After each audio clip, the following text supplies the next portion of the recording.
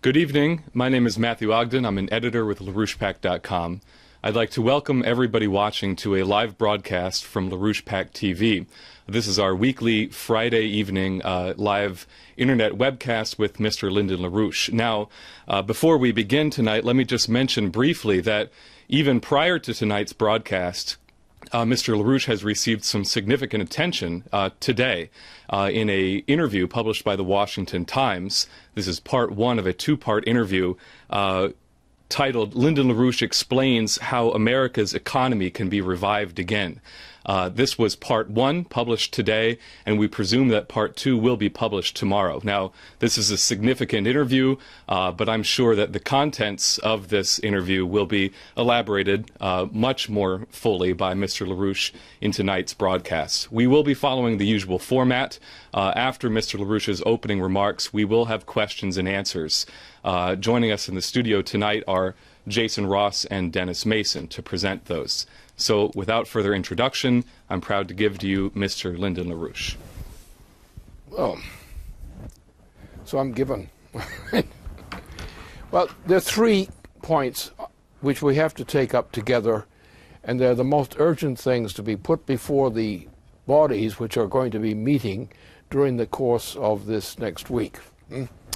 And that is, the problem we face, which is urgent, is the world as a whole, especially the transatlantic region, is building up for an explosion of hyperinflation. Therefore, the most important item on the agenda of the United States in particular, and nations of Europe in general, is to immediately install a completely new financial economic system to the United States. To postpone that task for something other consideration would be a great folly. We have no time to waste. The hyperinflation is about to explode.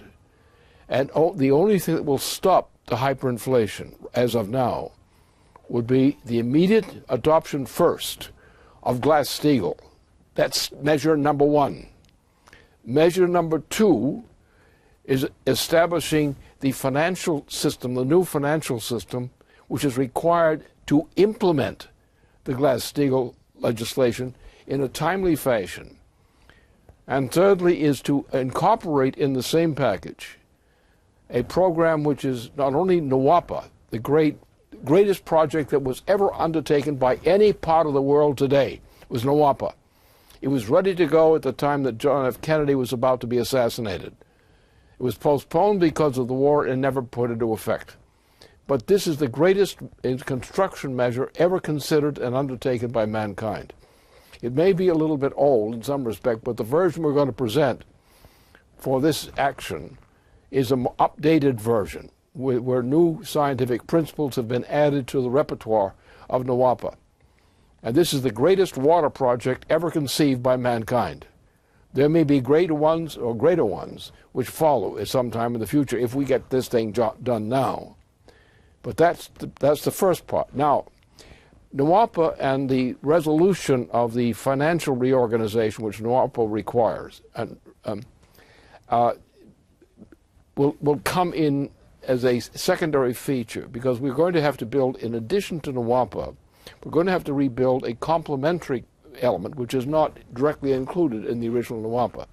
That is the area of the automobile industry, or the machine tool sector of the automobile industry capability, which is also an aircraft sector. This is also absolutely necessary, because in putting NWAPA into effect, we are forcing ourselves to go to the engineering capabilities beyond NWAPA, which are to be found in the automobile industry's machine tool capability, which means that we're talking about approximately 6 to 8 million jobs started almost immediately by this kind of reform. So the 3 things are, first of all, Glass-Steagall in the original Roosevelt form must be implemented now, preferably this week, this coming week. That should be the urgency. That's the first order of business which must be addressed. Because if we don't do this, we're on the verge of a hyperinflationary explosion. And once it starts, it won't stop. So if you want to save the United States now and save civilization, you adopt NWAPA in the United States. Now, we're on the edge also that in Britain there is a majority of the banking industry which is ready to go with NWAPA. They have their own reasons for doing it, but they certainly are going to take the opportunity of using a NWAPA project launched in the United States and also with the Glass-Steagall measure. They're going to take the advantage of that because the English sector cannot recover without a complement. And that's what you find. Leading circles in the British banking system are thinking properly of NWAPA now, because they recognize that the only way they can save the British economy, that is the United Kingdom economy, is by having a coordinated action between the United States and Great Britain, or the Great British Banking. Now, the one thing about NWAPA is it solves the essential problem in principle. It eliminates some things that should be shot, whatever that means. But it does not solve the problem by itself. And that's a mistake that most people who are talking about NWAPA fail to understand. Because what's going to happen is, in the institution of NWAPA, we are immediately going to find ourselves in a situation where the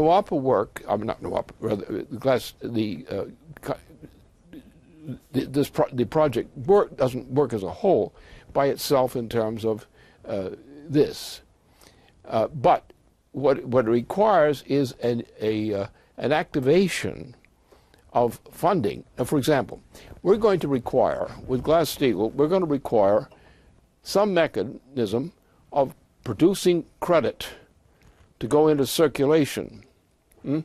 Otherwise, you will be stuck there with a successful reform, but without the means to implement the results, the benefits of that reform, which means we need a new credit system to complement Glass-Steagall.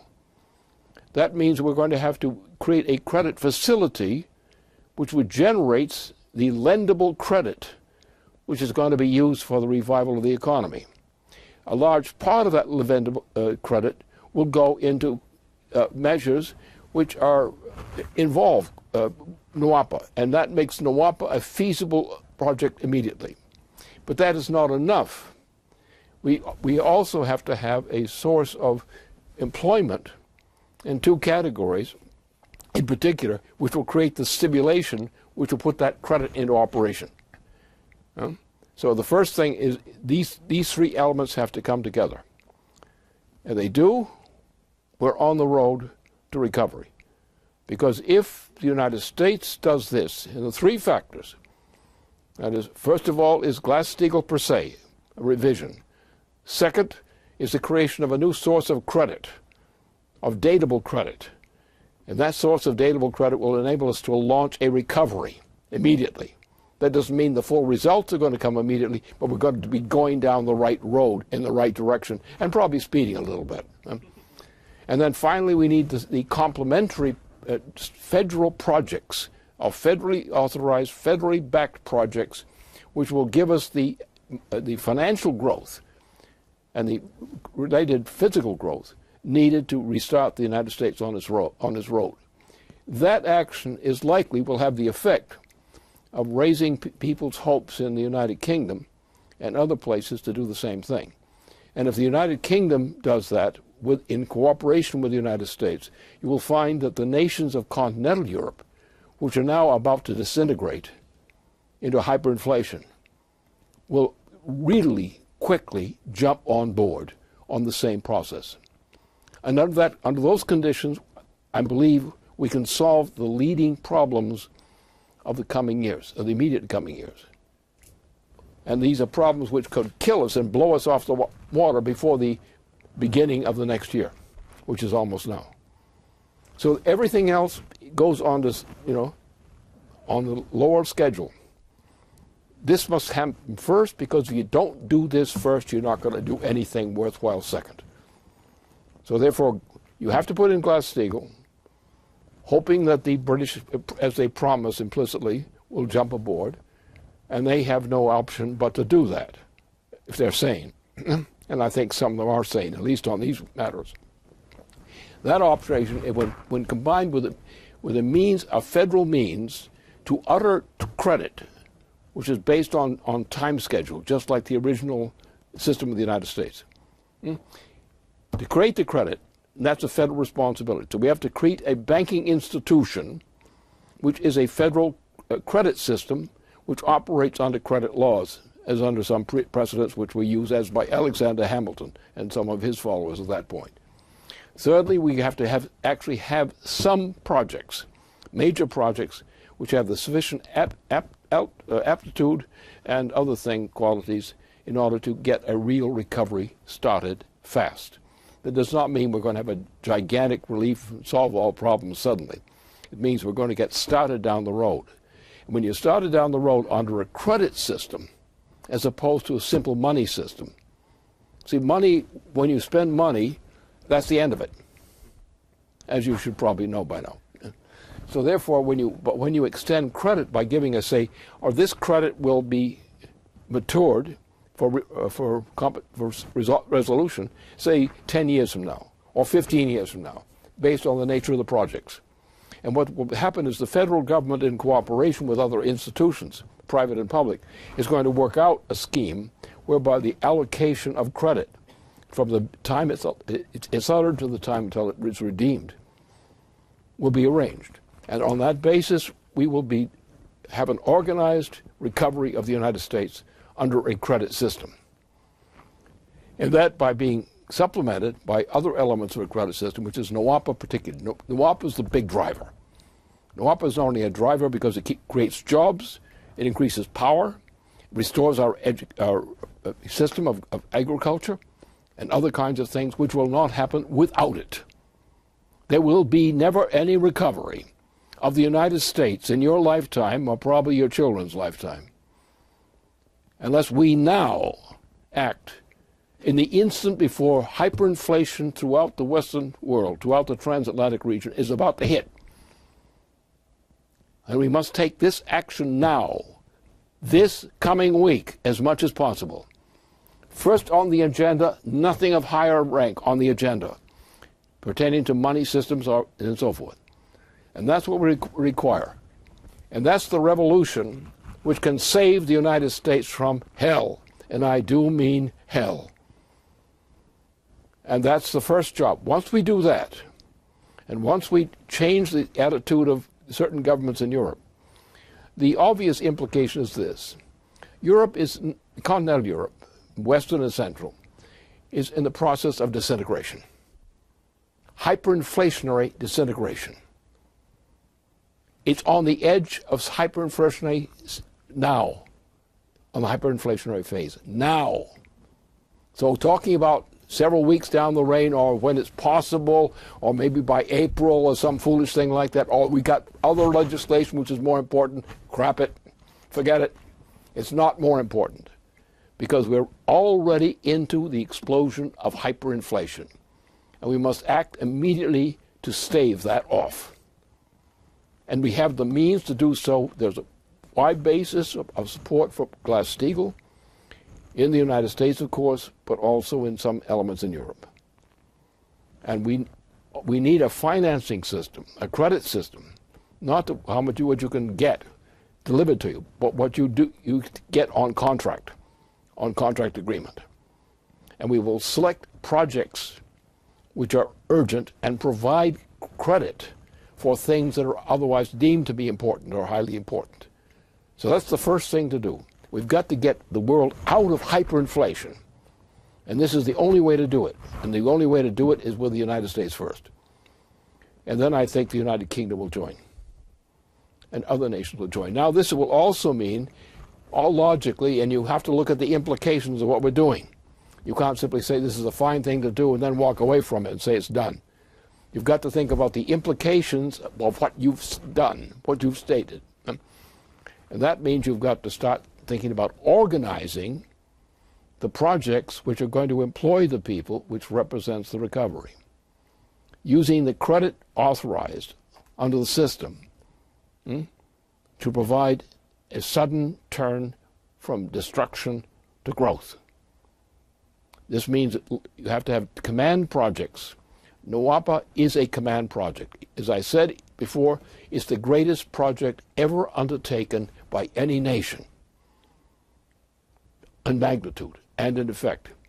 It will change the entirety of the central and western parts of the United States. It will mean a growth of water. It will mean an end of starvation of the land areas.